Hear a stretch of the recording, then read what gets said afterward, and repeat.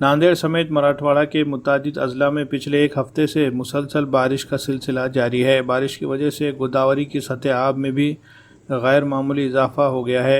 Vishnupuri dam भी मुकम्मल तौर पर भर चुका है और इजाफी पानी की निकासी के लिए विष्णुपुरी डैम के 8 दरवाजे खोल दिए गए हैं। डैम से 2436 क्यूसेक पानी गोदावरी नदी में छोड़ा जा रहा है। इतवार के रोज 4 और पीर के रोज 4, इस तरह 8 दरवाजे खोल दिए गए हैं। गोर्धन घाट के शमशान भूमि के अहाते में भी पानी दाखिल हो गया है और फिलहाल बारिश का सिलसिला भी जारी है, इसलिए डैम के मजीद दरवाजे किसी भी वक्त खोले जा सकते हैं। ऐसे में गोदावरी नदी किनारे रहने वाले सभी लोगों से अपील की गई है कि वो चौकन्ना रहे और महफूज मुकामात पर मुंतकिल हो जाए। आता विष्णुपुरी जलाशयाच्या अपस्ट्रीममध्ये संततधार होत असलेल्या पावसामुळे डॅमचे आपण आता 9 दरवाजे उघडलेले आहेत आणि 8 उघडलेले आहे आणि आणखीन एक दरवाजा उघडण्यात येणार आहे, 9 दरवाजे।